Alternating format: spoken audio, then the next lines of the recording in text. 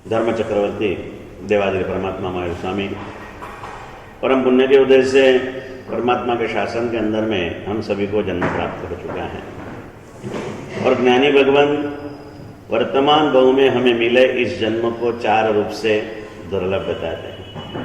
कहाँ हुआ है अपना जन्म? आर्य देश में, आर्य कुल में, जैन कुल में। मनुष्य के रूप में जब हमने जन्म प्राप्त कर लिया है तब हमें समझाते कि भाग्यशाली चार गति के संसार में इससे श्रेष्ठ दूसरा कोई जन्म नहीं है। और ऐसा श्रेष्ठ जन्म अगर आपको मिल गया है तो इस जन्म में और कुछ भी करने की आवश्यकता नहीं है। एक ही छोटा सा काम आप कर लो। और क्या कर लो? तो समझाते हैं कि जैसा श्रेष्ठ जन्म मुझे मिला है ऐसे श्रेष्ठ जीवन का अब मुझे निर्माण करना है। ऐसा एक छोटा सा शुभ भाव इस छोटे से हृदय के अंदर में आप जागृत कर दो। और ऐसा एक छोटा सा शुभ भाव अगर इस छोटे से हृदय में जागृत हो जाए तो जीवन में बहुत बड़ा परिवर्तन आ सकता है। लेकिन रोज समझा रहा हूं वैसे कि जीवन को श्रेष्ठ बनाने की बातें करना बड़ी आसान है। वास्तव में अगर जीवन को श्रेष्ठ बनाना हो तो उससे भी आसान है। लेकिन अब मुझे मेरे जीवन को श्रेष्ठ बनाना ही है ऐसा दृढ़ संकल्प करना बहुत मुश्किल है। और संकल्प रहित साधना यानी नींव बिना की इमारत जो दिखने में सुंदर हो सकती है रहने में निश्चित रूप से जोखिम होती है। बाकी संकल्प अगर जो किया जाए तो संकल्प के बल से जानवर भी जिनवर बन सकता है। अद्भुत शक्ति इस संकल्प के अंदर में समाई हुई है। और संकल्प हमें और कुछ भी नहीं करना है, सिर्फ एक ही संकल्प करना है। क्या करना है? जो मैं हूं वो मुझे बनना है। और मैं कौन हूं? इंसान का जन्म पाया मैं एक इंसान हूं। जैन कुल में जन्म पाया मैं एक जैन हूं। मुझे इंसान बनना है, मुझे जैन बनना है। इतना छोटा सा भाव हृदय के अंदर में धारण करना है। जैनत्व की भूमिका को हम कई समय से समझे हुए हैं, लेकिन वास्तव में संपूर्ण जैनत्व भी अभी तक हमारे जीवन में फला फूला नहीं है। 2 दिन के पहले बात की थी कि करोड़पति के घर में मेरा जन्म हो जाए वो मेरी खुशी कहां तक टिकती है नरेंद्र भाई? जब अपनी शादी कोई करोड़पति के घर के या कोई भी बेटी के साथ हो जाए, लेकिन 2 साल के बाद अगर हमारे घर में किसी का जन्म नहीं हुआ तो हमारी सारी खुशियां रुक जाती हैं। अच्छे घर में हमारा जन्म हो जाए लेकिन हमारे घर में अगर वापस समय पर जन्म न हो तो हमारी खुशियों में बाधा आती है। अच्छे कुल में मेरा जन्म हो गया, जैन धर्म मुझे मिल गया, लेकिन मेरे अंतर में अगर जैन शासन का जन्म नहीं हुआ तो इस कुल में जन्म लिया भी क्या, नहीं लिया भी क्या है। वो कहते ना कि जल बिना मीन प्यासी ये तो सहज घटना है, लेकिन जल बीच मीन प्यासी एक आश्चर्यकारी घटना है। पानी के बिना मछली प्यासी हो जाए ये तो सहज घटना है, लेकिन पानी के बीच में भी मछली प्यासी रहे ना, ये बहुत बड़ी दुखद घटना है। और हमारा जीवन ये दुख के रास्ते के ऊपर चल रहा है। इस संसार के सबसे बड़ा दुखद घटना कौन सी, इसे बताते हुए उपदेशमाला नाम का एक ग्रंथ हमारे यहाँ आता है। इसके रचयिता परमात्मा महावीर के 14,000 शिष्यों में के एक शिष्य धर्मदास गनी महाराज। कौन है भाई? धर्मदास गनी महाराज, जो अवधि ज्ञानी थे।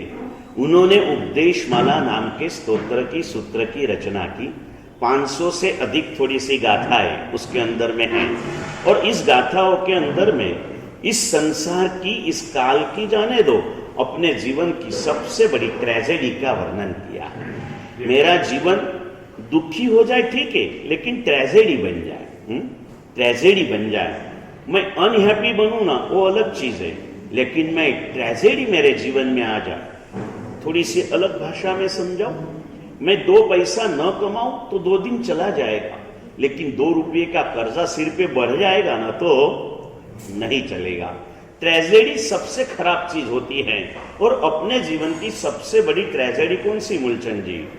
उपदेश माला का ये श्लोक आपके स्वाध्याय में आया क्या नहीं आया? बताओ तो। श्लोक न हो तो श्लोक का भाव बताओ। बहुत सुंदर श्लोक लिखा बिपिन भाई कि हमारे जीवन की सबसे बड़ी ट्रेजेडी कौन सी? सुंदर सा श्लोक लिखा है, ते सुच्चा जीवलोये जे जीनवयनम न जानन्ति। इस संसार में वो जीव शोक पात्र हैं जो जिन वचन को समझते नहीं है।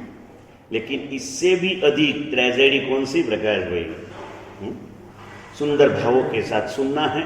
देखो कितने आए, जिनकी अनुकूलता आएंगे, आते रहेंगे। हम आए हैं, कुछ लेके जाएंगे। क्या करना है?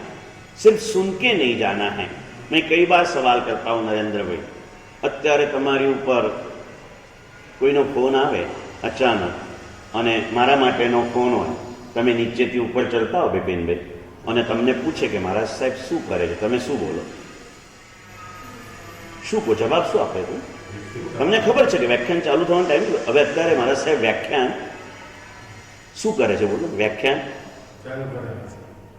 ચાલુ હો ગયા, વ્યાખ્યાન દે રહે, વ્યાખ્યાન આપે છે એવું બોલો ને તમે, બરાબર છે? વ્યાખ્યાન આપે છે અને તમને કોઈ પૂછે, અહીંયા બેઠા બેઠા બી ઘણાના મોબાઈલ ચાલુ હોય ને, કોઈને ખબર ન પડે એમ પોતાને ખબર પડે એમ વાઇબ્રેટ થઈ જાય અને કઈ તો કાનની અંદરમાં પેલા કુંડલ નાખેલા હોય અને કોઈને કીધા વગર સીધા જાણકારી અપાય કે હું વ્યાખ્યાન સાંભળું છું। આવું જ કોણ તમે? मैं व्याख्यान सुन रहा हूं, मैं दे रहा हूं और आप सुन रहे हो। कितना कॉन्ट्रास्ट है ना। देने वाली चीज सुनने की नहीं होती, लेने की होती है। अगर मैं सुना रहा हूं तो आप सुनो, मैं आपको दे रहा हूं तो आपने क्या करना चाहिए? लेकिन आपको किसी ने पूछा महाराज साहब क्या कर रहे हैं, आपने क्या बोला? व्याख्यान दे रहे हैं। तब मैं दे ही रहा हूं ना, तो आपने लेना चाहिए ना, सुनना थोड़ा चाहिए। मैं जब देने के लिए आया हूं, देने के लिए बैठा हूं, तो आपने लेना चाहिए। ये कॉन्ट्रावर्सी है। बहुत प्यारे शब्द लिखे धर्मदास गनी महाराजा ने। अवधि ज्ञानी है ना, अभी उनके रागद्वेष बहुत मंद हो चुके हैं। इसके बिना ये गुण प्राप्त नहीं होता पुण्यशाली। और ऐसे किसी के प्रति रागद्वेष रखे बिना करुणा भाव से उन्होंने समझाया, भाई आर्य देश में, आर्य कुल में, जैन कुल में मनुष्य का अवतार तुझे मिला। एक दिन तमे अने अमे निगोदनी अंदर में अनंता काल भमीने आव्या। मुनिसूरत दादा से लगाकर दुनिया के सारे जीवों के साथ व्यवहार राशि में जो भी जीव नहीं आए ना, अव्यवहार राशि के जीवों में के साथ भी हमने अनंत समय बिताकर यहाँ पर आए हैं। यहाँ पर जो आए ना, आते आते आते आते हम यहाँ तक पहुंच चुके। अब धर्मदास गनी महाराज कहते हैं कि भाई तू अभी मोक्ष के द्वार तक आ गया। बहुत सुंदर पंक्तियां लिखी तनसुख भाई कवि ने कि डूबते डूबते वो तीर गया, इस बात का कोई गम नहीं था। डूबते डूबते वो तीरते तीरते वो डूब गया, इस बात का कोई गम नहीं था। मगर जहां वो डूब गया वह पानी बहुत कम था।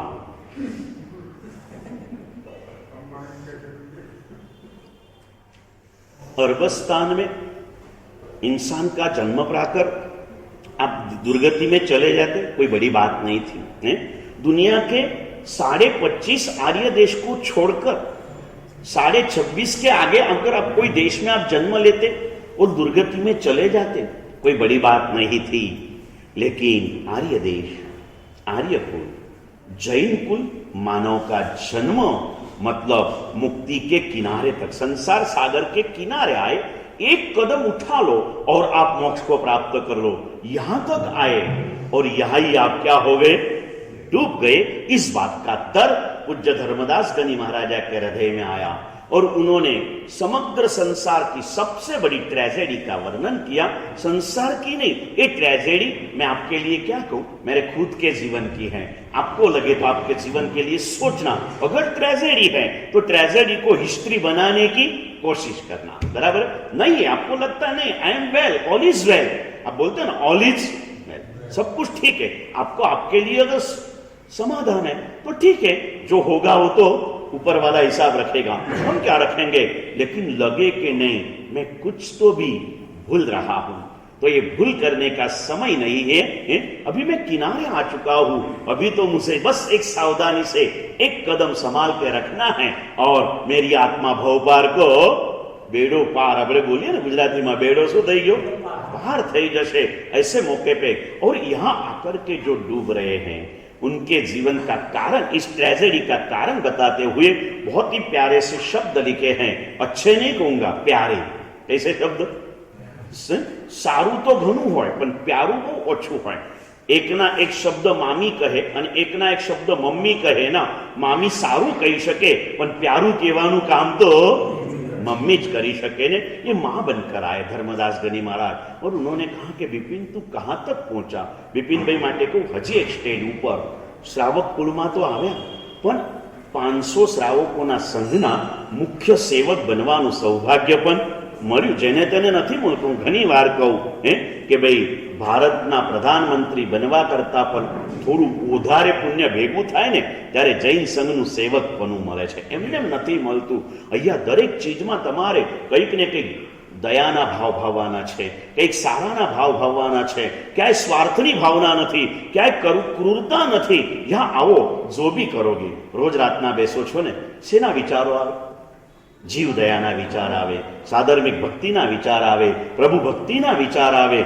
कोई दिवस एवुं थाय के सालू आवे बस आ छेल्ला 2-3 महीना छे केटलुं भेगुं करी लईए, न थाय ने, केटलुं वापरी लईए। दादानो सुवर्ण महोत्सव आयो छे, मैं कितना दे सकता हूं, चलो जो दे सके हो, पैसा तो रहेगा न रहेगा, ये दिन वापिस नहीं आएगा। ऐसे शुभ भावों में हम लोग रहते हैं। इतना सौभाग्य प्राप्त करने के बाद अगर हम अपना कुछ प्राप्त नहीं कर सके तो ये हमारे जीवन की सबसे बड़ी ट्रेजेडी हो जाएगी। सबसे बड़ी ट्रेजेडी का वर्णन करते हुए लिखा पूज्य धर्मदास गनी महाराज ने लिखा कि ते सुच्चा जीवलोए जे जिनवयनम न यानंती, इस संसार में वो जीव शोक पात्र हैं जो जिन वचन को समझते नहीं हैं। ये तो आर्या के अंदर में ही है, सीधा प्राकृत भाषा के अंदर में आर्या के अंदर में लिखा हुआ है। उपदेशमाला करीब करीब सारी गाथाएं आर्या के अंदर में ही हैं, तो उसके अंदर में आया। और दूसरी पंक्ति में इससे भी अधिक भयंकर शोक गाथा बताई, सुच्चा नवीते सुच्चा, यानी ये शोक पात्र तो है जो जिन वचन को समझते नहीं, लेकिन उनसे भी अधिक शोक पात्र वो जीव है यानम पी जे नवी करंती, समझने के बाद भी जो आचरण में नहीं ला रहे हैं। और आचरण के लिए अपने 2 साल के पहले अपन ने बात किया था, भगवान ने आचरण करने के लिए एक सूत्र दे दिया, मैं तुझे इतना सारा बता रहा हूं, तो आचरण करते समय यथाशक्ति करना। कितना करना? और यथाशक्ति का निर्णय हर एक का खुद के ऊपर सौंप दिया, किसी का किसी के ऊपर नहीं रखा। निर्मल क्या कर सकता है? निर्मल तू अपने लिए सोच ले, फिर तेरा मन जो कहे तू कर लेना। पहले नंबर में भगवान ने मेरे लिए क्या कहा है? फिर से को जैन पना सुंदर है, लेकिन संघ के अंदर में आपका प्रवेश श्रावक के रूप में होता है। तब तक आप किनारे पे हो, अंदर में प्रवेश नहीं हुआ। चतुर्विध संघ में 4 पात्रों का है अश्विन भाई, साधु, साध्वी, श्रावक और श्रावी। जैन तो हमारी सरनेम एक मान लो, जैन साधु, जैन साध्वी, जैन श्रावक, जैन श्राविका। जैनत्व के प्लेटफॉर्म पर आके रुकना नहीं है, कम से कम श्रावक की गाड़ी में तो हमें बैठना चाहिए। अकेले जैनत्व पर रह के नहीं चलेगा, जैनत्व से एक कदम ऊपर उठना ही पड़ेगा। व्रत नियम में से हमें व्रत में आना ही पड़ेगा। क्यों नहीं? अब सोचो ना, एक बार लेके बैठो कि भगवान ने क्या बताया है।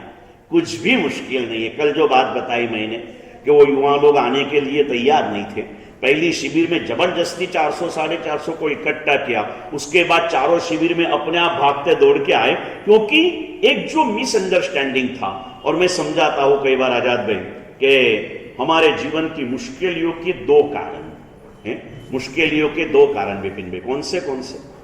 या तो हम कुछ स्वयं अपने आप मिसअंडरस्टैंडिंग कर लेते हैं, या तो कोई हमें मिसगाइड कर लेता है।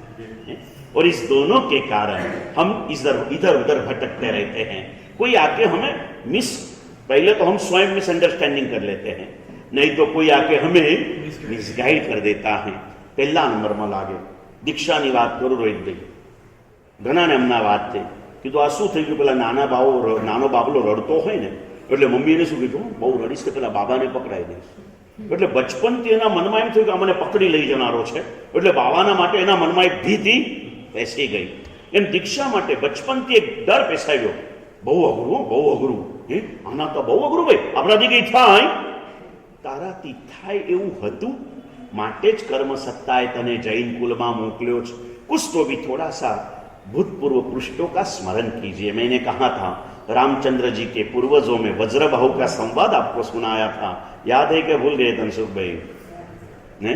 वज्रबाहु ने शादी करके वापिस जा रहे नागपुर से ही निकले थे, बताया था ना मैंने आपको, याद आती है घटना? नागपुर से रिलेटेड है घटना। नागपुर से शादी करके नागपुर के राजकुमारी थी मनोरमा, और प्रतिष्ठानपुर जो आज का महाराष्ट्र का पैठन, कौन सा पैठन, वहां के राजकुमार थे वज्रबाहु। यहां आया, शादी की, और जब बारात वापिस लौट रही है, अकेली बहन के लिए उसके भाई उदय सुंदर के मन में पूर्ण प्रेम था, तो बहन को पहुंचाने के लिए स्वयं रथ के सारथी बने।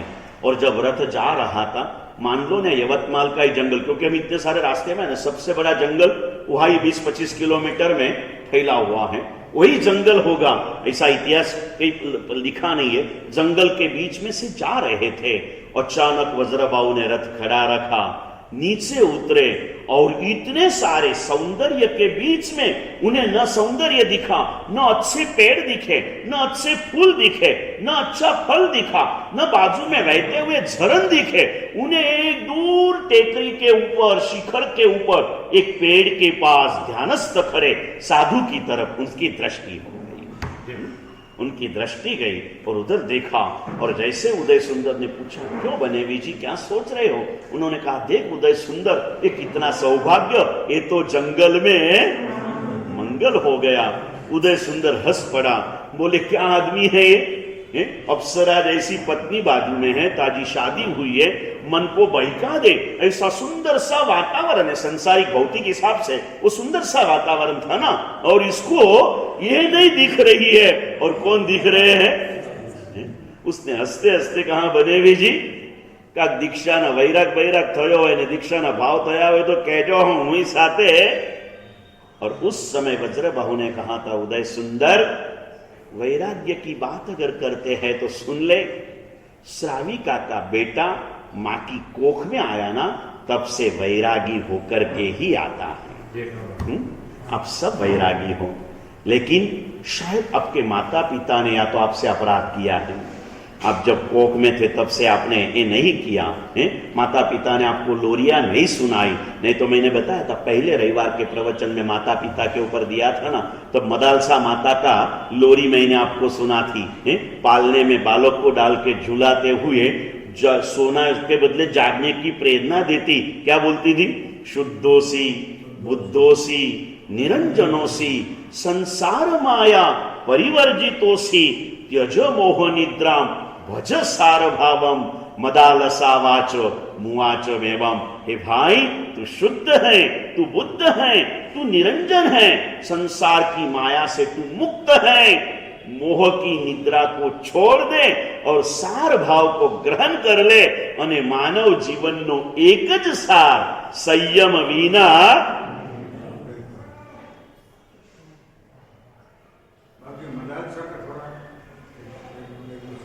मदालसा राजकुमारी थी, पूर्ण रूप से रोम रोम से शासन ही, रोम रोम में बसा हुआ था, लेने जैसा संयम ही है, ये पूर्ण रूप से समझा हुआ था, लेकिन संयम लेने की हिम्मत, उत्साह पूर्ण रूप से नहीं आता था।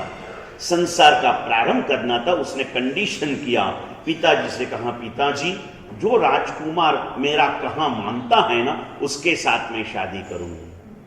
सब रूप से, रूप गुण से सौंदर्य संपन्न ऐसी राजकुमारी, इसकी कंडीशन सुन के सब चले जाते थे। एक राजकुमार समझदार था, जब ये गुण संपन्न व्यक्तित्व है, रूप संपन्न जाने दो, चमड़े का रूप तो गांव की रखड़ू के पास भी होता है, कोई बड़ी बात नहीं है, समझे ना भाई। लेकिन एक गुण संपन्न होने के बाद में जब ऐसी कंडीशन कर रही है, निश्चित इसके अंदर में भी कोई तत्व होगा जो मेरे लाभ का कारण होगा, उसने स्वीकृत कर लिया। एक गुण संपन्न एक कुमारी के ऊपर एक राजकुमार इतना भरोसा रख सकते हो, आप आपके गुरु के ऊपर कितना भरोसा रखते हो? आपको मुझ पर कितना भरोसा जीतू भाई है? कितना भरोसा है? मैं अगर आपसे कुछ कह दूं, जीतू भाई की भी अनुमोदना करो, आज कई महीनों के बाद में प्रवचन में आए, रोज सुबह का पहला वंदन वो करते हैं। अभी 2 दिन से उनके साथ में विपिन भाई जुड़ गए, समझ गए ना, आत्मा जागती है, मजाक नहीं कर रहा हूं, अनुमोदना करता हूं सच्चे दिल से। विपिन भाई 4 महीना इधर आए लेकिन उनका सूरज नहीं खिला था। उस दिन निर्मल भाई कल्याण मित्र बन गए, पकड़ के मेरे पास लाए। प्रवचन के आने का नियम 9 दिन का लिया था, मैं वापिस आया तो प्रवचन चालू हो गया। 2 दिन से जीतू भाई के साथ सुबह का 5:02 मिनट, कई बार हम सोए रहे ना तो जीतू भाई आके चले जाते, इतने राइट टाइम पर के आते, लेकिन कभी कुछ बोलना नहीं होता, या तो हम चाप में रहते, कहीं रहते। आज उनका सौभाग्य हो या तो मेरा सौभाग्य हो, किसी का तो भी सौभाग्य था, 1 मिनट बोलने का मौका मिला। मैंने बोला जीतू भाई प्रवचन में केम नहीं आवता है? કે ગુરુદેવ બહુ બહાર ગામ જવાનું થાય છે, કીધું હો ત્યારે તો આવો, અને કે આજે ચોક્કસ આવીને બેઠા છે ને, આપણે ભાવના ભાવીએ કે એમને બહાર ગામ જવાનો ટાઈમ વ્યાખ્યાન પછીનો જ આવે।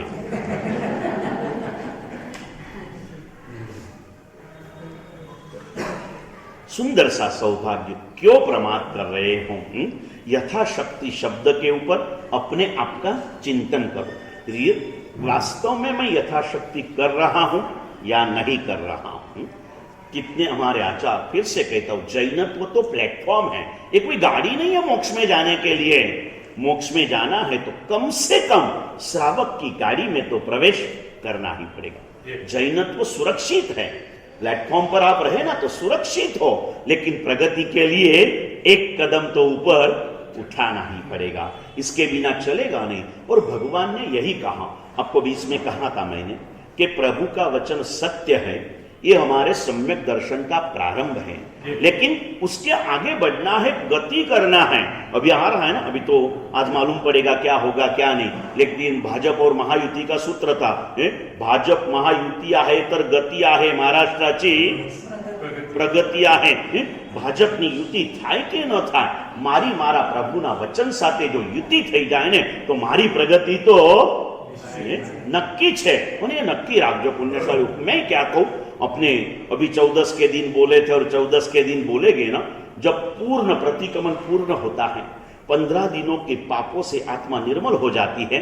और अब जब जाना है ना तो खुशी के संदेश के अंदर में आखिरी पद अजित शांति नाम के स्तोत्र में हमें कहा जाता है, भाई अब तू जाएगा, मुझे पता है तुझे जीवन में कुछ सुख चाहिए, शांति चाहिए, गति चाहिए, प्रगति चाहिए, मुक्ति चाहिए, तुझे जो कुछ चाहिए उसका रास्ता बताया। अब तू निर्मल हो गया ना, अब तू जो चाहे वो कर सकता है। तू चाहे, अगर तुझे जो चाहिए वो करना है तो रास्ता तो एक ही है, रास्ता एक ही है। कौन सा रास्ता? बहुत सुंदर पद लिखा, जय इच्छोह परम पय। अगर तुझे परम पद की अभिलाषा हो, अहवा कीर्तिम सुवित्थरम भुवने, या तो संसार के अंदर में सभी प्रकार के सुख, कीर्ति मतलब सुख, शांति, अगर तुझे चाहिए तो और कोई रास्ता नहीं है, एक ही रास्ता है। ता तेलुक उद्धरने जीनवयने आयरम पुनः।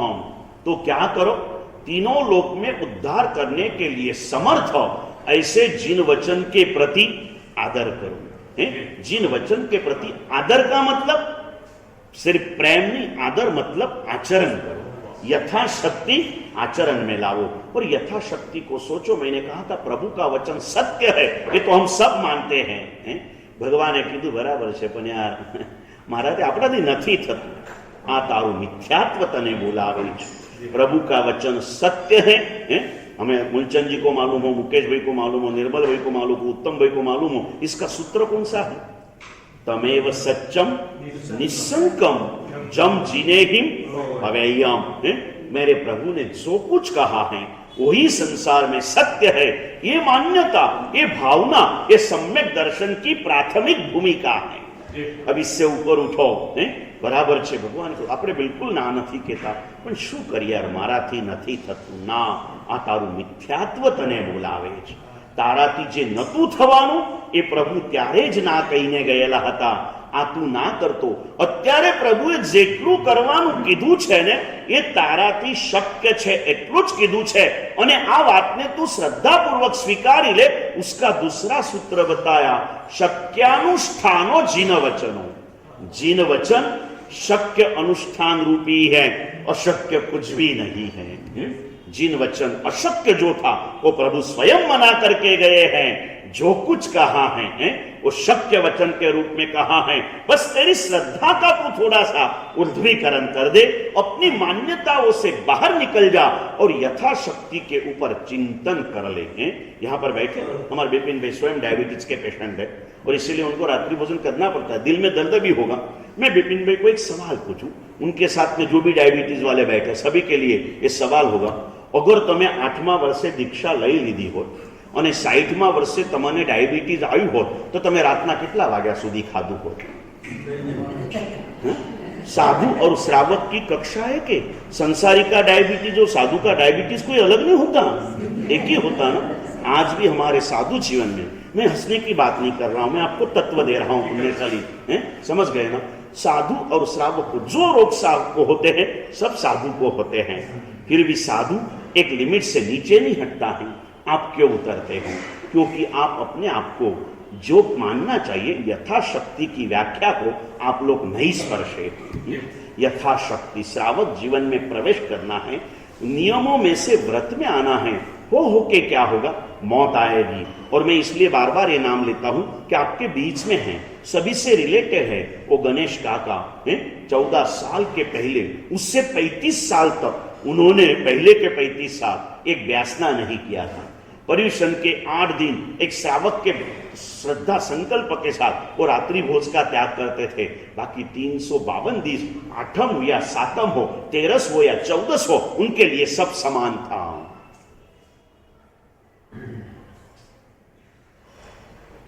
जिन्होंने 35 साल में एक बेसना नहीं किया, उसने 15 साल में एक छुट्टा नहीं किया। जी रहे हैं ना, हम सबसे अधिक स्फूर्ति से जी रहे। क्या आनंद है उस आदमी का, और अपने आप भावों में चढ़ते हैं। पहले 2-3 साल बैसने किए, उसके बाद में 10 साल से करीब एकासना चालू है। पैरालिसिस के दिनों में थोड़ा सा ये हो गया, उसके बाद में जब वो थोड़े से होश में आए ना तो घर वालों पर गुस्सा करके वापिस एकासना पे चढ़ गए। एकासना ही मेरी दवा है। और आज इस बार मुझे धर्मचक्र करने का हाँ बोला, नहीं कर सके, अपने आप एकासने को ठाम चौबियार बना दिया, जो 4.5 महीने से अखंड रूप से चालू है। मुझे रोज जब मिलते बुद्धदेव 600-700 शुगर रहे छे, पण हूँ अनुमोद मारी शू अनुमोद ना करो, आ तो अपना थकी ज थयुं छे, ने तो गणेश काको शू करतो तो काई नतो करतो, काई नतो करतो। एक आलम्बन लीजिए, क्यों नहीं? आप क्यों रात्रि भोजन भी क्यों नहीं छोड़ रहे हैं? आप क्यों नहीं कर रहे हो? अपने आप को पूछो ना, क्या समझ के बैठे हो आप अपने आप को? क्या आप भगवान से भी बड़े हो गए? किस चीज का घमंड है आपके पास में? आप भगवान की आज्ञा का पालन क्यों नहीं कर रहे हो? और नहीं कर रहे हो तो फिर अपने आप को जैन क्यों कहला रहे हो? क्यों कहला रहे हो? कारण क्या? क्या अधिकार से आप कह रहे हो? इसका रिएक्शन नहीं आना चाहिए। હું એક ગામમાં ગયો એક બી, એક યુવાન મારી નજરમાં પહેલી વાર આવ્યો। પછી એને પૂછ્યું તું પૂજા બીજા કરે છે? एक गुरुदेव पहले कभी कभी करता था, फिर मैंने छोड़ दिया। मैंने बोला क्यों छोड़ा? बोले पता नहीं, कोई महाराज साहब आए थे, उन्होंने व्याख्यान में कहा जो कंदमूल खाता है, रात्रि भोजन करता है, उसे अपने आप को जैन कहलाने का कोई अधिकार नहीं। तो बोले गुरुदेव मैं कंदमूल खाता था, मैं रात्रि भोजन करता था, तो मैंने जैनपना छोड़ दिया, पूजा करना। अभी इसमें छोड़ने जैसा क्या था? जैनपना छोड़ने जैसा था कि कंदमूल छोड़ने जैसा था? अलग एंगल से बात बताओ आपको। गुरुदेव के मुंह से बहुत प्यारी बात सुनिए। અમારા ગુરુદેવ છે ને દરેકમાં ગુનાનુવાદની વાત ખૂબ કરે, એમના હૃદયમાં બી એટલો ગુનાનુવાદ। એ કૃષ્ણ જેવી દ્રષ્ટિ એમની, સડેલી ને મરેલી કૂતરીના દાંત, સફેદ દાંત દેખીને જે ગુનાનુવાદ કરે ને એની ગુણ દ્રષ્ટિ બહુ મોટી હોય। એક નાનકડો દાખલો આપે कि स्कूल के अंदर में बालकों को पढ़ाने के लिए टीचर आते थे। और वो समय था કે બાલક જબ સ્કૂલ में जाता टीचर को प्रणाम करके फिर क्लास में बैठता। આપણે પણ એમાંથી આવ્યા છો ને, તમે બેઠતા છો ને, टीचरને प्रणाम કરીને પછી બેસે, એ રીતે બેસતા। अभी एक वो क्लास के जो टीचर थे ना, 6ठी 7वीं कक्षा का क्लास था, वो टीचर पढ़ाने में सबसे अच्छे थे, लेकिन लोगों को ख्याल आ गया कि ड्रिंकर है। तो सभी माँ बाप ने धीरे धीरे करके अपने बच्चों को कह दिया कि तुम्हारे सर दारू पीते हैं, तुमने उसको प्रणाम नहीं करना। सभी बच्चों ने प्रणाम करना छोड़ दिया, एक बच्चे ने नहीं छोड़ा। टीचर को 2 दिन में ख्याल आया कि 2 दिन से बच्चे प्रणाम नहीं कर रहे। तो उसने पूछा कि क्यों भैया तुम लोग प्रणाम नहीं कर रहे हो? तो उन्होंने कहा कि हमारे मम्मी पापा को मालूम पड़ गया कि आप दारू पीते हो और इसलिए उन्होंने आपको प्रणाम करने का मना किया है। उसने कहा, टीचर ने कहा, सही बात है भैया, सच्ची बात है। फिर जो प्रणाम कर रहा था एक लड़का, उसको पूछा कि तू क्यों प्रणाम कर रहा है? सबने क्या कहा, ललित भाई તમે દારૂ પીવો છો માટે પ્રણામ નથી કરતા। પેલા છોકરાએ કીધું કે તમે મને ભણાવો છો માટે હું તમને પ્રણામ કરું છું, તમે પ્રણામ કરું છું। लेकिन वो सर भी बड़े ईमानदार थे। उसने कहा, बेटा मैं पढ़ा रहा हूँ, बात सही है, लेकिन मैं दारू तो पीता हूँ, तो जैसे सभी ने प्रणाम करना बंद कर दिया ना, वैसे तू भी मुझे प्रणाम करना बंद कर दे। नानकड़ा छोकराए कीधुं कि सर प्रणाम करवा खराब छे कि दारू पीवी खराब छे? सरे कीधुं कि दारू पीना खराब है। तो देखो, अगर आपको खराब लगता है तो आप छोड़ देना, मुझे प्रणाम करना अच्छा लगता है, मैं मेरा अच्छा काम क्यों छोड़ूं? समझी શકો તમે? क्या दृष्टि है, कहाँ दृष्टि हमारे पास में। और ऐसी मंगलकारी बातें जिस जिन वचन के द्वारा हमें सुनने मिलती है, इस जिन वचन श्रवण के योग में नागपुर और इतवारी की बात नहीं है, संपूर्ण जैन संघ में बड़ी उपेक्षा खड़ी हो चुकी है। जहां जाओगे वहां ये होता है। हम लोग अंदर से ठरे हुए हैं। आप 4 प्रशंसा भी करो, हमें कुछ नहीं, आप प्रशंसा न करो, हम अपने आप में स्थिर हैं। जो कह रहे हैं आपके लिए कह रहे हैं, पुण्यशाली हैं, इसमें कोई फर्क नहीं पड़ेगा। लेकिन समझो, यथाशक्ति का अर्थ समझो। अभी मैंने कह दिया कि अपने आप को जैन क्यों कहलाते हो, रात को खाते हो, कंदमूल खाते हो, जैन को कहलाते हो। હવે કાલથી શું કરવાનું? વ્યાખ્યાનમાં આવવાનું, બંધ કરવાનું નહીં।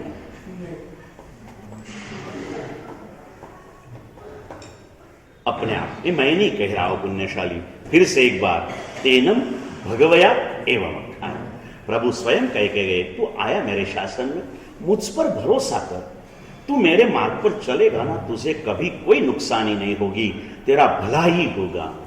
भला ही होगा। ये श्रद्धा है सुरेश भैया। अगर श्रद्धा है तो शाम को 7 बजे अंकित आए ना आए, दीक्षित आए ना आए, सुरेश भाई प्रतिक्रमण को आ जाना चाहिए। श्रावक की कक्षा मैंने कहा, जैन शासन के प्रति भी हमारी कोई जिम्मेदारी है या नहीं? ये भी एक पेढ़ी है ना संसार के अंदर में, इस पेढ़ी के प्रति हमारी कोई जिम्मेदारी है या नहीं ललित भाई?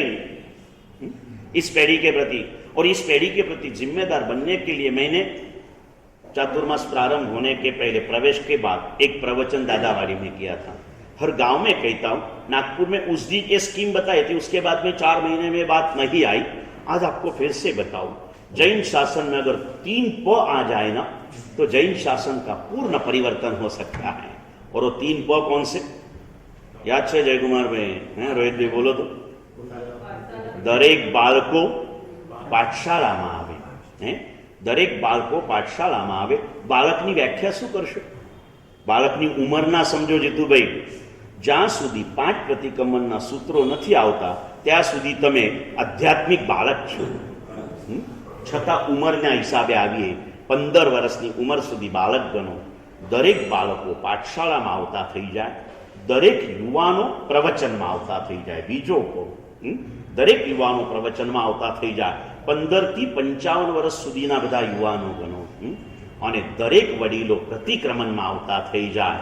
आफ्टर 55 તમે જો પ્રતિક્રમણ નથી કરતા, કહું કરવા શબ્દો, હવે કદાચ તમને નીકળી જાવ કોણ તો મને વધારે ગમે એવું છે, સમજાને ભાઈ? હવે હું ફ્રી છું, અત્યારે તો જવાબદારી લઈને બેઠો છું એટલે નીકળવાની ઈચ્છા થાય તો જતો નથી। જવાબદારી લઈને બેઠો, थोड़ा 2 कड़वा शब्दों को તમે गुस्सा में, તમને खबर है अभय कुमार ने सैनिक राजा के पास दीक्षा की अनुमति मांगी। सैनिक ने कहा, जब मैं तुझे कह दूं ना कि तू चल मेरे नजर से हट जा, दूर भाग जा, तब तू दीक्षा लेना हो। अब वो संभव ही नहीं था। लेकिन अगर कुछ होने वाला हो ना तो वो घटना आकर के खरीद। अभय कुमार ने मान लिया था, लंबी घटना आज नहीं कहता हूं, लेकिन एक ऐसा संयोग आ गया, सैनिक ने अभय कुमार को सारे रानीवास को जलाने की आज्ञा दे दी। इतिहास बहुत बड़ा है, इसके लिए पूरा एक प्रवचन चाहिए। आज आधा समय तो पूरा हो गया, आज पूरा नहीं हो गया, इसलिए आज नहीं कहता हूं, कभी याद दिलाना तो जरूर से इसके ऊपर पूरा प्रवचन अपन ले लेंगे पुण्यशाली। और जलाने को कह दिया और टेंशन में खुद महावीर के पास चले गए। और जैसे महावीर को सवाल किया, महावीर ने जो जवाब दिया, दौड़ते दौड़ते वापिस राजगृह की तरह आया। आधे रास्ते में महावीर की तरफ जाने वाला अभय कुमार मिला। उसने पूछा तूने क्या किया? बोले आपकी आज्ञा से रानीवास को जला दिया, देखो आपकी लपटें उठ रही है। क्या बोले? इतना पागल समझता नहीं तेरे को, चल हट जा, मेरी नजर से चले जा, कह दिया। और अभय कुमार पहुंच गया। सैनिक दौड़ते दौड़ते राजगृह के पास गया। उसने रानीवास नहीं जलाया था, आसपास की झुपड़ियां जला दी थी। इधर वापस दौड़ते आया, तब तक अभय कुमार की दीक्षा। आप भी मुझे ऐसा कहोगे नहीं, ऐसा लगता है, लेकिन कभी कभार इतना करवा सुना दू कि आप मुझे को जाने दो। कदाच मारे मोड़े न के विपिन भाई, पर नीचे निर्मल भाई ने कहा हूँ नहीं कही सकतो, पण साहेबजी जाए तो सारू। અને બરાબર એ જ વખતે હું નીચે ઉતરતો હોઉં, પછી હું આ સીડીમાં હોઉં અને નીચે પેલા ઓફિસના ગેટ પાસે વિપિનભાઈ બોલતા હોય અને આ શબ્દ મારા કાનમાં પડી જાય, હું નાસ્તો ઉપર આવું। संसार में असंभव कुछ भी नहीं है, असंभव कुछ भी नहीं है पुण्यशाली। करना है, श्रावक की कक्षा तक पहुंचे हो, अगर आपके बालकों को आप पाठशाला में नहीं पहुंचा रहे हो, आपके युवाओं को आप अगर प्रवचन में नहीं ला रहे हो, और आप स्वयं अगर प्रतिक्रमण में नहीं आ रहे हो, तो आप शासन के द्रोही हो। आप शासन के द्रोही हो। क्यों नहीं? आपकी जिम्मेदारी नहीं है कुछ। आपकी जिम्मेदारी शासन के इस क्रिया मार्ग को 21,000 साल तक शासन को पहुंचाने का कार्य एक क्रिया मार्ग से होने वाला है। और ये नियम साधु साध्वी श्रावक श्राविका चारों के लिए एक समान नियम है, कोई फर्क नहीं है। फर्क थोड़े बहुत अंतर के अंदर में फर्क है, बाकी तो प्रतिक्रमण वगैरह क्रिया श्रावक जीवन के कर्तव्यों का वर्णन जिस अध्याय में किया है, उसमें क्या लिखा प्रकाश भाई? मन्नः जिनानम आनम मिच्छम परिहर। श्रावक जीवन 36 कर्तव्यो विपिन भाई आमा बताड्या। घना महात्माओं आनी ऊपर आखा ચોમાસાના પ્રવચન કરે છે 36 કર્તવ્ય ઉપર, અને પછી સૌથી પહેલું કર્તવ્ય કયું બતાવ્યું જાય કુમારભાઈ? 26 આવશ્યમી ઉજ્જુતો હોય પૈ દિવસામ। સૌથી પહેલું કર્તવ્ય બતાવ્યું, શ્રાવકે શું કરવું જોઈએ? 6 પ્રકારના આવશ્યકમાં प्रतिदिन उजमाळ बनવું પડે। और 6 आवश्यक मतलब सामायिक, चविसत्तो, वंदन, परिक्रमण, काउसत, पचखान। क्यों नहीं करते हो? किस अधिकार से आप लोग नहीं कर रहे हो? क्यों नहीं? बताओ ना मुझे, क्यों आपका टाइम टेबल ऐसे क्यों नहीं है? इतना कहने के बाद उस दिन कहा थोड़ा सुरेश भाई को खोटा लगा तो 2 दिन सामायिक ले ली, वापिस सामायिक की आदत छूट गई। प्रवचन के अंदर में आते हो लेट, किस अधिकार से आते हो? ऐसा कर दूं मैं? प्रवचन चालू होने के बाद में दरवाजा बंद, 5 जन तो 5 जन, छठे को नहीं आना देना। करूं ऐसा? आप किस हिसाब से भगवान के शासन के प्रति इतनी उपेक्षा आपके जीवन में है? मुझे जो भी मिल रहे रोहित भाई, मैं सबको कहता हूं, हूं छू माटे नहीं कहतो। मन में एक राखो, जीवन में कोई आराधना थाय के न थाय, कोई पण गुरु भगवंत हाजर होय, जीनवानी श्रवण तो करो ने करो। कोई कारण थी कदाच एवी कटोकटी हो श्रवण न करो तो गुरु वंदन ना आचार्य तो पालन करो ने करो। क्यों नहीं हो रहा है? अपने आप के लिए सोचिए। प्रवचन में आने वाले कम, उसमें भी समय पे आने वाले उससे भी कम। क्यों? ये 5 जन को क्या व्यवस्था में रख के दिए भाई, તમે 5 जना चालू कराई देते ना, પછી हमें टाइम टू हमारा टाइम है। हमें मैं गांव में बहुत गुस्से हो गया तनसुख में, आप तो समय क्यों नहीं आते? समय पे जरा आगे पीछे से बहुत सारा अच्छा बुरा सब कुछ सुना दिया। एक ऐसा एक पीछे बैठा है ना हमारा यश, एक युवान बैठा है, ये कहते हैं ना कि पूरे शरीर में एक जगह पर धड़कन चालू है तो भी डॉक्टर को लगता है जिंदा हो जाएगा। ऐसे पूरे संघ में एक युवान भी आया ना तो अपने को लगता है कि भाई युवा जगत हमारा जागता है।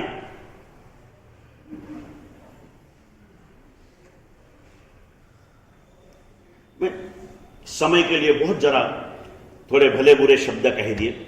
ऐसा एक युवान खड़ा हो बोले गुरुदेव 1 મિનિટ મિચ્છામ દુકડમ એટલે બોલ કે ગુરુદેવ જુઓ અમે સમય પર જ આવીએ છીએ, આપ આટલું અકળામણ ના અનુભવ છું। મેં કીધું ક્યાં સમય પર આવો છો? હે કોઈ 9:15નો ટાઈમ, 9:30 પહેલા તો ચાલુ થતું નથી, પછી કોઈ 9:40 આવે, કોઈ 9:50। મેં કીધું આ કઈ બોડી બામણીનું ખેતર થોડું છે? કે ગુરુદેવ જુઓ આપ જેવા ગુરુ ભગવંતોના મુખ્ય જ સાંભળ્યું છે દરેકનો પોતપોતાનો સમય હોય છે। तब से मैंने फिर ज्यादा कहना बधानो समय थोड़ा एक साथ आवे छे, तो बधा एक साथ मोक्ष में ना गया है? समझा ने भाई? अपना अपना समय क्यों नहीं आने वाले की कोई मजबूरी हो सकती है। अगर आप आ ही सकते हो तो लेट क्यों करते हैं? आओ। एक बहुमान है, प्रवचन श्रवण के पहले प्रवचन के प्रति बहुमान होना अति आवश्यक है। पुण्यशाली आओ। दुकान कभी 1 मिनट लेट नहीं कर रहे हो खोलने के लिए। कोई बड़े डॉक्टर के अपॉइंटमेंट है बड़ी मुश्किल से मिली हो तो समय से आधा घंटा पहले जाके बैठते हो। कोई गुने के अंदर में अटक गए हो और वकील ने टाइम दिया हो और कई सालों से मालूम है कि भाई तो कोई भी केस टाइम पे चालू नहीं होती, आधा घंटा पौना घंटा आगे पीछे होता है, तो भी टाइम से पहले जाकर के बैठ रहे हो। हर जगह पर समय के पहले जाते हो, या समय से लेट क्यों आते हो? कारण अपने आप को तलाशो पुण्यशालियों। वैसे भी हम बहुत लेट हो चुके हैं, और कितना लेट होगा।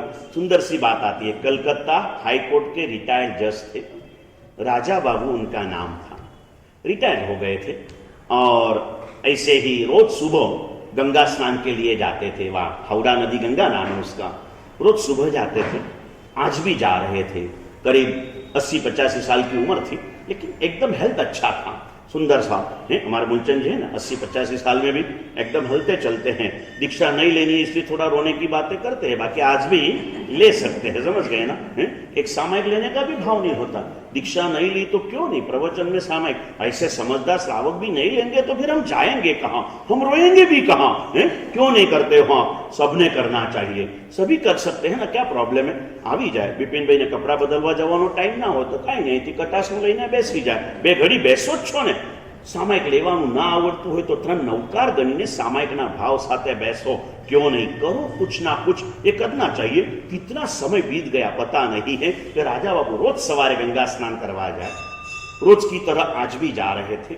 और आप देखा होगा बड़ी बड़ी नदी किनारे हो, समंदर किनारा हो ना, उसके नजदीक के एरिया में झुपड़पट्टी रहती है, क्योंकि उस भूमि पर कोई सेठ लोग अपने मकान नहीं बनाते, खुली जगह पर ये लोग अपने अपने झुपड़ियां बनाते हैं। और उस झुपड़पट्टी से पसार हो रहे थे और एक झुपड़ी में से अंदर से मीठी आवाज आई कि राजा बाबू बहुत देर हो गई है, अब तो जागो। एक झुपड़ी के अंदर में भाभी जी अपने देवर जी को जगा रहे थे। देवर जी का नाम था राजा, और बंगाली में सबको क्या कहते हैं? बाबू। और इस रिटायर्ड जज का भी नाम था राजा बाबू। वो अंदर वाले को जगा रही थी, अंदर वाला जगा न जगा पता नहीं, बाहर वाला जाग। शब्द क्या थे नरेंद्र भाई? राजा बाबू बहुत देर हो गई, अब तो जागो। और ये राजा बाबू उस दिन गंगा स्नान करने को गए ना, गंगा किनारे के आश्रम पे चले गए, वापिस घर पे नहीं। તમે ક્યારે જાગશો? ક્યારે જાગશો જયકુમારભાઈ? આ તમારા જેવા વડીલો અમારા ક્રિયાધર્મને નહીં સાચવો તો કેમ ચાલશે? 4 હતા એના 8 સુધી તો મેં પહોંચાડ્યા, એ બી પાછા હું આવું ત્યારે વળી ખેંચાય, હું જઉં એટલે પાછા હાશ છૂટ્યા। કેમ? તારે મારાથી નથી છૂટવાનું, બંધાયેલા કર્મોથી તારી જાતને છોડવાનું। એક ઘર में नियम दिया रात्रि भोजन त्याग का। बोले गुरुदेव थोड़ी बांधछोड़। मैं कीधुं बांधछोड़ तो दरेक नियम में होय ज, नियमनो मतलब ज बांधछोड़ होय। એટલે શું આપો નિયમ એટલે બાંધછોડ? મેં કીધું હા, નિયમ એટલે બાંધછોડ। નિયમનો મતલબ શું? નવા કર્મો બાંધવાના ને જૂના કર્મો છોડવાના, એનું નામ बांधछोड़ का यही तो अर्थ है ना पुण्यशाली। क्यों नहीं सोचते हो आप? किसको मुश्किल बताओ ना। आजाद भाई भी नाम आजाद लेके बैठे हो और परतंत्रता के अंदर में जीवन को बिता रहे हो, कैसे चलेगा? दुकान तो क्या, तुझे जो चाहिए ना, चावल रोटी सब्जी रोटी खा सके ना। अभी बचे कितने साल तेरे? 10-20 साल का मेहमान है तू, आया था 100 साल के लिए। મને ઘણા લોકો પૂછે ગુરુદેવ મારું આયુષ્ય કેટલું છે બતાવો ને। બધું બહુ તને સારી રીતે કહી દઉં, જેટલું જીવ્યો ને એટલું બાકી નથી। જેટલું જીવ્યો એટલું બાકી નથી। જયેશભાઈ બાકી ખરું? कहां तक पहुंचे आप? कहां तक पहुंचे? हाँ, અને भगवान से ज्यादा उम्र है ना आपकी? मुनि सूरत दादा की नागपुर की उम्र 50 साल, बराबर ना भाई? आप 68 तक पहुंच गए, 58 तक पहुंच गए। अब कितने बचे, क्या मानते हो आप? कितने? और 42 साल जीवोगे? जीवो है? मैं तो चाहता हूं कि दादा की शताब्दी महोत्सव में भी आप सभी हाजिर रहो, लेकिन रहेंगे तो कुछ और अच्छा करेंगे। अच्छे कामों का कहां यहां पर टूटा है? आज जो हो सकता है इसे कल के ऊपर मत छोड़ो। बात यहां जयेश भाई की भी प्रतिक्रमण की उम्र आ गई, वो हाजिर नहीं थे इसलिए बताओ। आफ्टर 55 हर व्यक्ति ने कंपल्सरी, व्यवहार की बात करता हूं, शास्त्र दृष्टि से तो 8 साल की उम्र से सभी श्रावकों ने अपने अपने 8 साल की उम्र मतलब साधु बनने की पात्रता अपने प्रकट हो चुकी है। कम से कम श्रावक तो बनो, क्यों नहीं बन रहे? साधु, साध्वी, श्रावक और श्राविका, जैनत्व प्लेटफॉर्म है, ये कोई गाड़ी नहीं है। प्लेटफॉर्म पर सुरक्षा है, स्थिति है, मगर गति और प्रगति, और वापस तुम फिर जैन शासन प्राप्त कर लोगे, फिर जैन शासन प्राप्त कर लोगे, लेकिन बार बार जन्म मरण के चक्कर में घूमते रहोगे ना, कभी पैर फिसल जाएगा और कई दुर्गति के कुएं में गिर जाएगा, कोई भरोसा नहीं है। पुण्यशाली, जागते रहो, छोटा सा समय मिला है, इतना कहने पर भी आप क्यों नहीं स्वीकार करते हो? आप क्यों नहीं स्वीकार करते हो? क्या जरूरत है तनसुख भाई को दुकान खुली रख के धंधा करने की? मैंने कहा गुरुदेव शाम का ही 3 घंटे का धंधा होता है, तो चल ना सुबह से 5 सामायिक करना, मेरे पास बैठ गई। हाँ, ललित भाई तनसुख भाई सामने आंगली करे, तेरे पोते भी प्रमाद में अच्छे, तुम जाने का। क्यों चलता है? क्यों चलता है? कारण क्या, मुझे बताओ। आपकी कोई जिम्मेदारी है या नहीं? आप श्रावक हो या नहीं? आप जैन हो या नहीं? शासन के प्रति हमारी भी कुछ जिम्मेदारी है, हमें इसे निभाना चाहिए। परमात्मा की भक्ति के लिए आपको कुछ कहना नहीं पड़ता है, और आज्ञा पालन के लिए आप कोई संयोग में तैयार नहीं हो। मैं करूंगा, आप था एटलू करिए, था एटलू करिए, तारी बात साची, पण तारी जातने पूछ, था एटलू तू करी रह्यो छे?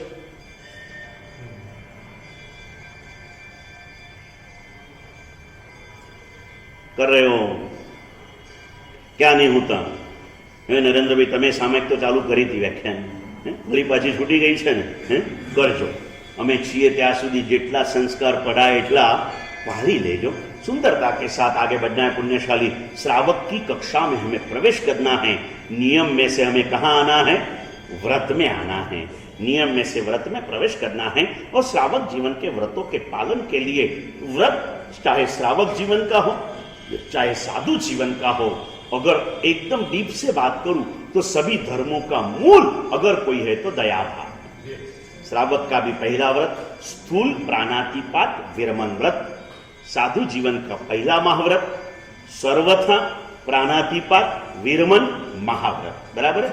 और सभी धर्म का मूल क्या है? दया। फिर बाकी लिखा शास्त्रों में श्रावकना 12 व्रतों व्रत तो एक ज छे, बाकीना 11 व्रतो एनी वाड़ छे। साधु जीवनનું महाव्रत तो मूળ એક જ છે, બાકીના વ્રતો એના વાડ સ્વરૂપે છે। ધર્મનું મૂળ તો એક જ છે, બાકીની બધી સાધનાઓ એ મૂળને સાચવવા માટેની વાડ સ્વરૂપે છે, वार स्वरूपे छे। एक एक चीज के अंदर में हमें दया भाव की तरफ झलना है, ढुलना है। कहां कहां जा रहे हो?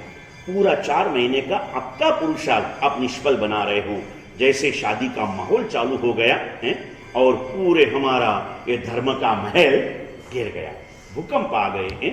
हमारे ये 400 लोग यहाँ आने वाले, उसमें से आज 400 में से चौबिहार करने वाले 200 હશે 400 માંથી મુકેશભાઈ?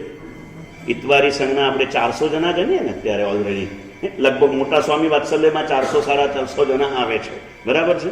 એ 400 માંથી 200 ચોવિહાર કરતા હશે ખરેખર? આ ચોવિહાર કરવા વાળોને એક લિસ્ટ મને બનાવીને આપજો નિર્મલભાઈ, તમારી જવાબદારી। हाँ, હું તમને કહું, હું જે કહું છું તમને કેટલીક नानी नानी साधनाओं को पूज्य गच्छाधिपति जय घोष श्री महाराज जब उनका स्वर्गवास हुआ ना, 650 साधु थे। वो 650 साधु का एक लिस्ट बना हुआ था। वो हफ्ते में नहीं तो लेट में लेट महीने में एक बार एक साधु को पास में बिठा दे। आखी बुक है हमारा समुदाय साधुओं दर वर्षे एक बुक बहार पड़े, काल धर्म थयेलाना नाम काल धर्म की लिस्ट में जाए और नवा आवेला साधुओं नाम ए लिस्ट में एड थाय।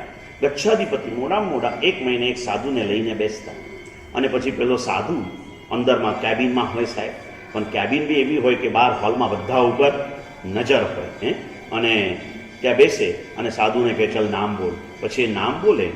હું તમને એક મુનિનું નામ કહું, આચાર્યો હોય બધા હોય, ગચ્છાધિપતિ તો એક જ હોય, એના પછી આચાર્યો, ઉપાધ્યાયો, પન્યાસ ભગવંતો, ગની ભગવંતો, મુનિ ભગવંતો, હજી જેની આજે સવારે દીક્ષા થઈ હોય અને આજે એમનો આ વંદન કરવાનો સમય હોય ને, તો એનું બી નામ આવે ને તો એને મથેન વંદામી, દરેક નામને મથેન વંદામી કરે, અડધો પોણો કલાકનો સ્વાધ્યાય કરે.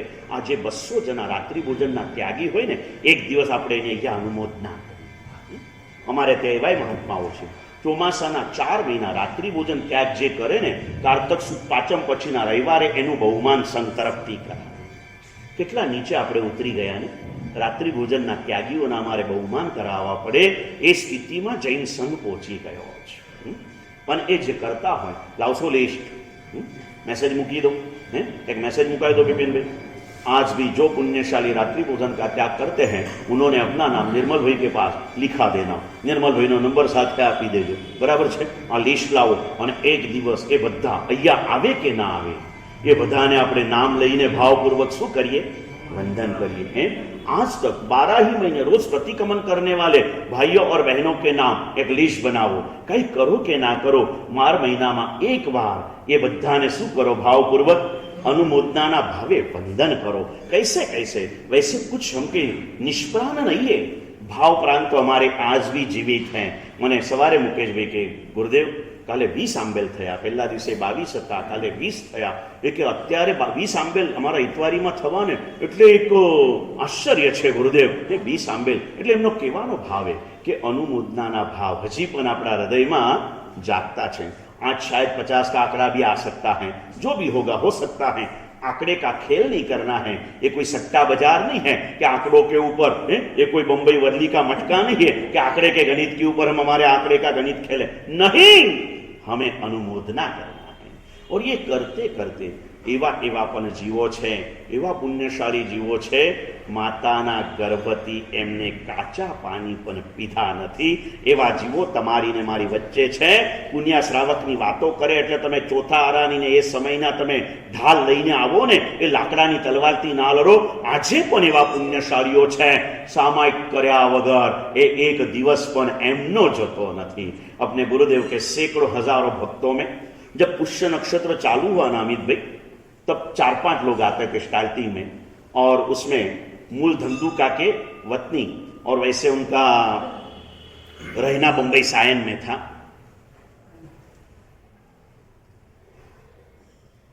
अरविंद भाई उनका नाम, वो 4-5 लोगों में वो भी एक आते थे.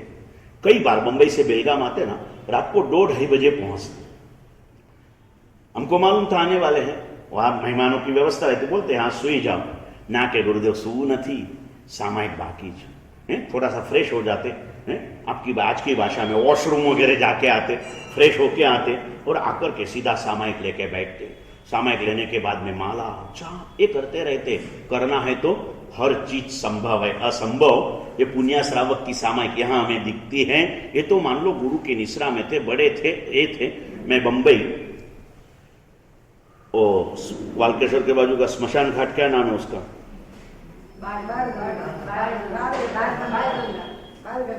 हाँ, बाणगंगा. उसके किनारे के ऊपर विमल सोसाइटी करके अपार्टमेंट है. वहां में गोवाले टाइम चौमासा में गुरुदेव ने वहां पर्यवेक्षण करने के लिए मुझे भेजे थे. वहां एक युवान मिला, उस समय उसकी उम्र 20-21 साल थी. अमित भाई हैं, इसमें से प्रेरणा लेना है आपको भी. 20-21 साल की उसकी उम्र थी. और मुझे दूसरे लोगों ने बताया गुरुदेव છેલ્લા 10 વર્ષ થયા, 11 વર્ષની ઉંમર ત્યાં છોકરો એક પણ દિવસ સામાયિક વગર, એક પણ દિવસ. 21 साल की उम्र यश, તારી ઉંમરની બરાબરીનો હશે ને, તું હજી એના કરતાં થોડો મોટો બી હશે કદાચ. और એકે અને પછી મેં એને પૂછ્યું કે કોઈ તકલીફ નથી આવતી?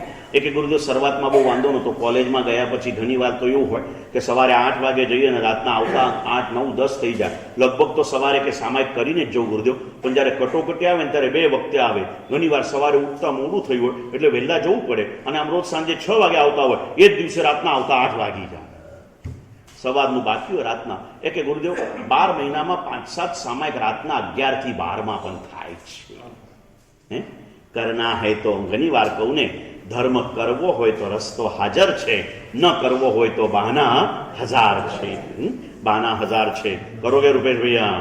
हैं आपके चिरंजीव पधारे, जरा खुशी रखो आप भी। आपको कह दो मूलचंद जी, हाँ आपके बेटे आज पधारे प्रवचन के अंदर में, उनको घर जाके आशीर्वाद देना, बेटा चलो अब मुझे विश्वास आ गया मेरी कुर्सी संभालने वाला कोई तो भी करनी, अनुमोदना करनी चाहिए। क्यों नहीं पुण्यशालियों, करना है हमें। एक रुपेश भाई ने जो है बीजा रुपेश भाई याद आया ने समाचार पहुंचा जो गुरुदेव આવી ગયા છે, આવી ગયા છે। समाचार पहुंचाते चलो, कहते रहो। मैंने कहा ना, अच्छी बातें कहते रहो, दोहराते रहो, सुंदर सा सौभाग्य मिला है। एक बार अपने आप को कभी तो भी सोचो ना, सुबह उठ के चलो, सुबह उठने के बाद में आपका टाइम टेबल इतना टाइट है कि आप कुछ सोचने का समय नहीं। कभी रात में अगर नींद उड़ जाए ना आपकी, कभी रात में उड़ती क्या नहीं उड़ती, कभी महीने भर में चलो उड़ती नहीं। मैंने एक गांव में पूछा तो उन्होंने कहा गुरुदेव इतनी लेट आती है ना, फिर उड़ती ही नहीं। तो मैंने बोला ठीक है ना, लेट तो आती है ना? बोले हाँ गुरुदेव। तो मैंने बोला जब तुम्हारी सारी मायाएं समाप्त हो जाए, आपका मन शांत हो जाए, सीरियलें देख के, चैनल देख के और कुछ करके, तू जो भी करता हो उसमें मेरी कोई सहमति नहीं है। अब जब तुझे लगे कि कुछ नहीं करना है और तू बेड के ऊपर आ चुका है और तुझे नींद ना आए, उस समय में 1 मिनट, सिर्फ 1 मिनट तो मिलेगी ना जयेश भैया। मैं कौन हूं? आर्य देश, आर्य कुल, जैन कुल में मनुष्य का जन्म प्राप्त किया। मैं एक सौभाग्यशाली आत्मा हूं। मैं मेरे सौभाग्य को मुझे सफल करना है। आज तक मैं भूला हूं, कल सुबह से मुझे मेरे सौभाग्य को सफल करना। भावधाराओं के अंदर में अपने आप को लेके चलो, कुछ नहीं साथ आएगा। मैंने कहा था आपको एक बार, शेक्सपियर की कविता 6ठी 7वीं में पढ़ते थे इंग्लिश में, एक सब्जेक्ट के रूप में इंग्लिश था, मीडियम में नहीं था, और उसमें शेक्सपियर की कविता आई थी। आज भी पूरी कविता मुझे याद नहीं है, उसकी आखिरी पंक्तियां, उपदेशक को उपदेश की पंक्तियां याद रह जाती ना, तो आखिरी पंक्तियां आज भी याद है पुण्यशालियों। उसमें लिखा था उसने, कुछ नहीं, सार यही था, इस जीवन में मैं आया, मैंने ए पाया, ए पाया, ए पाया। उसमें आपकी प्राप्ति का लिस्ट क्या होता है? मैंने 10 करोड़ रुपया पाया, 100 एकड़ जमीन पाया, 5 फ्लैट पाए, 5 संस्थाओं के अंदर में प्रमुख बना, समाज के अंदर में मुझे पीछे बिना लोग पानी भी नहीं पीते थे, तू भगवान को पूछ के पिए या ना पिए। मैंने ए पाया, ए पाया, ए पाया। 8-10 पंक्तियां लिखी जयेश भैया, आखिर में लिखा, बहुत प्यारी पंक्तियां लिखी, at last all are going into the dust. आखिर में सब माटी में मिल गया। माटीनी आ काया अंते माटी माहे मरी जशे। हम छोटे थे ना, हमारे दादी जी ने प्रतिष्ठा महोत्सव में कव्वाली बिठाई थी, उसके शब्द थे, ए युवानो आ युवानी पलक मां ढली जशे, मुखड़ा तनिया लाली पलक मां करमाई जशे। इसके अंदर वे सारे शब्द लिखे हैं। आओ जागो, और आप सभी का जागने का समय हो गया है। राजा बाबू बहुत देर हो गई, अब तो जागो, भूल जाओ। सुरेश भैया को कहता हूं, कह देना अंकित दीक्षित को, तुम आए तो ठीक है, नहीं तो 7 बजे मैं दुकान मांगलिक करूंगा और भगवान की आज्ञा का पालन करूंगा। बापना ज्वेलर्स से भी अधिक जिम्मेदारी मेरी महावीर शासन के प्रति मेरी जवाबदारी है। मुझे आना चाहिए है। जो नहीं आ रहे उन्होंने जल्दी से लेना। आजाद भाई को भी कह देता हूं, चाहे जो हो, तुझे भगवान ने इतना दे दिया है, तेरी जात से ईमानदारी से कह दे, अगर तू 2 टन की रोटी नहीं खा सकता है, रात को 10 बजे तक मेहनत किए बिना दूसरे दिन की तेरे परिवार की 2 टाइम की रोटी नहीं निकलती है, तो तू जरूर उसमें ध्यान रख, वो भी तेरे लिए प्रतिक्रमण होगा। लेकिन भगवान ने तुझे दिया है ना, जरा भगवान के प्रति ईमानदार तो बन। तू जिंदगी भर भी 2 टाइम खाएगा ना तेरे परिवार के साथ, तो भी तुझे खुटने वाला। तो फिर जिस भगवान ने तुझे दिया है, इस भगवान के शासन के प्रति आप अपनी जिम्मेदारियां निभाओ। जो भी बैठे हो यहाँ पर, जो आप भुजारी प्रतिक्रमण वाला, नरेंद्र भाई प्रतिक्रमण वाला, એની પાછળની લાઈનમાં રોહિતભાઈ પ્રતિક્રમણ વાળા, એની પાછળની લાઈનમાં જયકુમાર ભાઈ કેમ નહીં આવતા હોય, પૂછો તો ખરા। એક લાઈનમાં બેઠા છે ને, ઘણી વખત કહેતા અમે બધા એક લાઈન વાળા છે, તો પછી કેમ ભાઈ તમે લાઈનમાં નથી આવતા? समझा के नहीं है? ऐसे लाइन से चलो। ये बैठे राजू भाई और ललित भाई, वैसे एक सिक्के के 2 पार्ट जैसे इतने अच्छे मित्र हैं, लेकिन राजू भाई रोज आते हैं, मारा से बहुत तकलीफ है, मेरा पानी लेते, मारा से હવે સારું લાગ્યું, હું કાંઈ કરતો નથી. આ આંગળી વ્યાખ્યાન પછી પસીનાવાળી થઈ હોય, ધોયા વગર અંદર નાખું છું, પણ એમની શ્રદ્ધા કામ કરે અને એ પ્રતિક્રમણમાં આવી જાય અને લલિતભાઈ રોજ કામનો કાઢ્યા કરે તો મારે કોની પાસે રડવાનું થાય? સમજ ગયા કે नहीं? आना है, सभी को आना है. बिपिन भाई को भी कहूं, निर्मल भाई जैसे एक श्रावक के कहने से आपने प्रवचन चालू किया, मैं तो आचार्य हूं, मेरे कहने से कुछ तो करोगे नहीं करोगे? करना. देखो अलग अलग एंगल थी कहेવાનું છે. પેલું કહેવત છે ને, જે પાણીએ મગ શીસતા હોય શીજાડવાના. આજે કોઈ આજે શીખશે, કોઈ કાલે શીખશે. કહેતા રહેવાનો ધર્મ અમારો છે. કહીએ છીએ પ્રેમથી, अवतार हूं, कल का दिन हमारे लिए पर्व दिन है. अपने गुरुदेव जगवल्लभ उनको सुरीश्वर जी बनाने वाला कल का दिन है. पुण्यशाली हमारे गुरुदेव का आचार्य पद का दिन है. आपके रिलेशन में किसी का मैरिज एनिवर्सरी हो, किसी का बर्थडे हो, किसी का कुछ हो, उस दिन तो आप जाते हो ना, कम से कम फंक्शनल में तो आप जाते हो ना. तो आप सभी को बोल देना कि भाई अपने गुरुदेव के गुरुदेव का आचार्य पद का दिन है. अगर ये नहीं होते तो ये भी नहीं होता है, और ये नहीं होते, ये शायद होता ना तो भी इतना सुहाना नहीं होता. इस पत्थर को तो मूर्ति कोई भी बनाए, कचरे की मिट्टी की प्रतिमा बनाने का कार्य इस गुरुदेव ने किया है. ऐसे गुरुदेव की कुछ बातें कल सुनेंगे. और परसों का दिन 12 महीने का सबसे महत्व का पर्व. कयो दिवस से परम दिवस निर्मल जी? अगर कल का दिन नहीं होता तो ये आज का दिन भी नहीं होता. कार्तक वद दसम शासनपति प्रभु महावीर दीक्षा कल्याणम. प्रभुए जो दीक्षा લીધી જ ના હોત તો પ્રભુએ શાસનની સ્થાપના કરી જ ના હોત, અને શાસનની સ્થાપના કરી જ ના હોત તો તમે ને હું क्या रखड़ता होत खबर नहीं.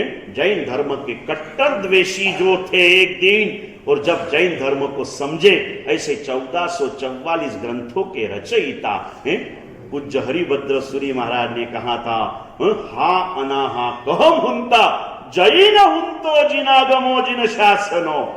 अगर ये जैन शासन नहीं होता, शासन की स्थापना भी प्रभु ने आगम के माध्यम से की ना. पहले ज्ञान दिया फिर धर्म की स्थापना की. धर्म की स्थापना पहले की, ज्ञान दिया भाई, ज्ञान दे के धर्म की स्थापना कर दी ना. आगम की स्थापना भी शासन की स्थापना के लिए की.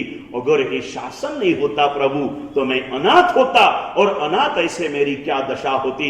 अगर मैं कई बार कहता हूं सबसे बड़ा पर्व हम भगवान का जन्म कल्याण बड़े ठाट से मनाते हैं, और दीक्षा कल्याण की तिथि याद भी नहीं करते हैं. 12 महीने में संवत्सरी भी मिली ना कार्तक व दसम के कारण. ज्ञान पंचमी समझ में आई ना कार्तक व दसम के कारण. अगर कार्तक व दसम वैसे मिक्सर व दसम है, मारवाड़ी नहीं शास्त्रीय. नहीं तो मारवाड़ी बोले देख हमारी स्थिति सच्ची, तेरी स्थिति सच्ची नहीं है. शास्त्र की परंपरा तुम्हारे समाज में तुमको मिली, बाकी कोई झूठा नहीं है. सूद बोलो वध बोलो, तुझे सूद आ जाए तो ये सबसे बड़ी सूद है. समझ गया ना भाई? तू समझ जा, तू सुधर जा, इतना ही करना. ये 2 दिनों के अंदर में, और हमारे लिए 3 दिन कंटिन्यूअस पर्व है. એટલે કાલથી 3 દિવસ મહોત્સવ મનાવવાનો બિપિન ભાઈ. એટલે ખર્ચો પાછો 10 લાખનો છે, એટલે ટેન્શન ના કરતા. કહી દઉં તમને. આપણે શું વાંધો છે ભાઈ, જેટલા તમારા પાપના પૈસા ભેગા થયા છે, એકવાર ઓપરેશન ચાલુ જ કર્યું છે ને, જેટલો સડો નીકળે એટલો કાઢી જ નાખવાનો. સમજા કે નહીં ભાઈ? 3 दिन पर्व दिन. कल मेरे गुरुदेव की आचार्य पदवी का दिन है. दूसरे दिन प्रभु महावीर का कल्याणक दिन, और 11 के दिन मेरे दादा की ध्वजा को सिर्फ 4 महीने बाकी रहेंगे. इस 11 को भी हमें भाव से मनाना चाहिए. अपने भावों को जागृत करो पुण्यशालियों. कल आना है गुरुदेव की आचार्य पदवी के दिन के निमित्त. कल तो कम से कम जो भी बैठे हैं रोहित भाई, सामायिक के कपड़े सुबह भी लेके आना. कल गुरुदेव के संयम जीवन, क्योंकि साधु बने तो आचार्य बने ना. तो कल तो कम से कम ललित भाई काले एक सामायिक જરૂર કરવાનું હે, અને પછી આવીને ખોટી માફી નહીં માંગવાની. કાલે નહીં આવો તો માફી નહીં આપું, સમझा ने भाई? આવવું પડશે. હે આજે प्रतिक्रमण काले एमा इतना सबको कह दिया. अगर आप समझ गए हो तो आज से ही प्रतिक्रमण 55 हो गए जयेश भाई, आज से स्टार्ट करो. निहाल चंद जी रोज प्रतिक्रमण में आते थे, अभी वो पेढ़ी संभालना आपका धर्म है. पधारिए पुण्यशाली. आए हो प्यार भरा संदेश है. आज जागो तो आज जागो, नहीं तो कल जागो, नहीं तो कम से कम इतना तो लेके जाओ, राजा बाबू बहुत देर हो गई, अब तो जागो. जागना है, निश्चित रूप से जागो। कुछ नहीं साथ आएगा, कोई नहीं साथ आएगा। हैं तनसुख भाई को भी कह दूं, आओ, अब क्या टेंशन, अकेला आदमी घर में है, अभी चाहिए भी क्या। राजा रानी दो थे, महारानी गई महावीर के पंथ के ऊपर, अभी महाराजा को अकेले के लिए क्या चाहिए। समझ गए ना पुण्यशाली। और तूने नहीं भी कमाया ना, तो तेरा बेटा आज इतना कमा रहा है, और तूने बेटे को 25 साल तक निभाया, तेरे जिंदगी के 10 साल वो भी तुझे जरूर निभाएगा। तू शासन की जिम्मेदारी को हल कर ले। इतनी सुंदर प्रेरणा के साथ इन 3 पुण्यशालियों की अनुमोदना करो। पहले 14 का पौषध भी नहीं होता था, अभी 5 तिथि के पौषध तीनों ने चालू किए। तीनों बड़ी उम्र के हैं, तीनों के अम्बेल चालू हैं। हमारी इनकी बड़ी ओली पूरी हो रही है 2-3 दिन में, लेकिन पूज्य हेमवल्लभ सूरी महाराज के अनुमोदनार्थ वो 9 दिन तक अम्बेल को लंबा रहे हैं। कि सारी सद्भावनाओं की हृदय से अनुमोदना करो। आपने भी अनुमोदना का अम्बेल आज किया है तो आपकी भी अनुमोदना, नहीं किया हो तो कल कर लेना, नहीं हुआ तो परसों कर लेना। और अगले रविवार से, शनिवार से 14 सिद्धि योग के दिन मैं पीठिका प्रारंभ करने जा रहा हूं। उस दिन से थोड़ा मेरा भी साथ आपको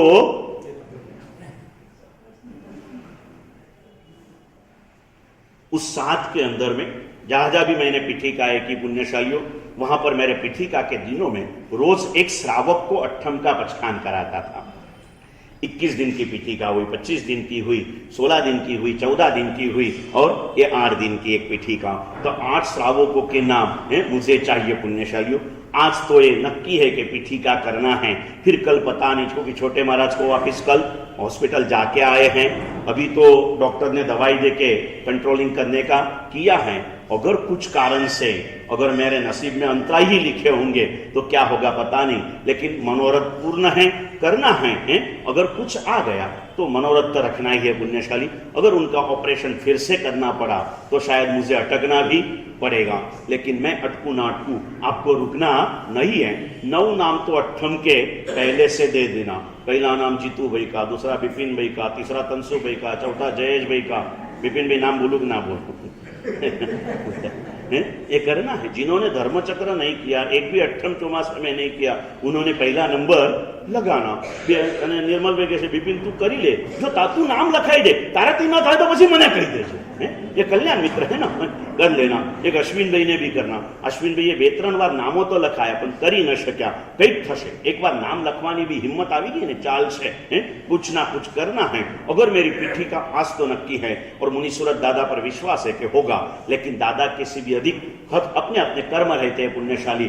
सब करने कर भी कुछ हुआ तो अपने कर्मों को दोष देना, किसी की श्रद्धा के ऊपर शंका या प्रश्न चिन्ह नहीं उठाना। अगर वो अट्ठम आपने लिखा दिए, मेरी पीठिका हुई तो मेरी पीठिका में सहायता होगी, नहीं तो फिर हमारा जो स्वास्थ्य निरंतर कमजोर चल रहा है, उसमें शक्ति देने के लिए आपको ये अट्ठम तप करना है। और उस दिनों में हमारे बहनों ने विशेष रूप से एम्बिल तप में जुड़ना है। भाइयों में जो अट्ठम नहीं कर सकते हैं तो वो लोगों ने एम्बिल में जुड़ना। और 8 दिन का ये मंगल रहेगा, तो हमारी साधना भी हमारे लिए भी मंगलकारी होगी, आपके लिए भी मंगलकारी होगी। इतना करते हुए आगे बढ़ना है। अगर आज पता नहीं थोड़े कड़क शब्द कहे भी गए होंगे आपके लिए, हृदय की कोमलता के साथ कहे हैं। अगर किसी का कुछ मन दुख हुआ हो, या तो परमात्मा की आज्ञा के खिलाफ कुछ कहा गया हो, तो हृदय से क्षमा याचना। मंत्रम संसार सारम त्रिजगदनुपमा सर्वपापारि मंत्रम संसारोच्छेद मंत्रम विषम विषहरम कर्म निर्मूल मंत्रम मंत्रम सिद्धि प्रदानम शिव सुख जननम केवल ज्ञान मंत्रम मंत्रम श्री जैन मंत्रम जप जप जपिता जन्म निर्वाण मंत्रम।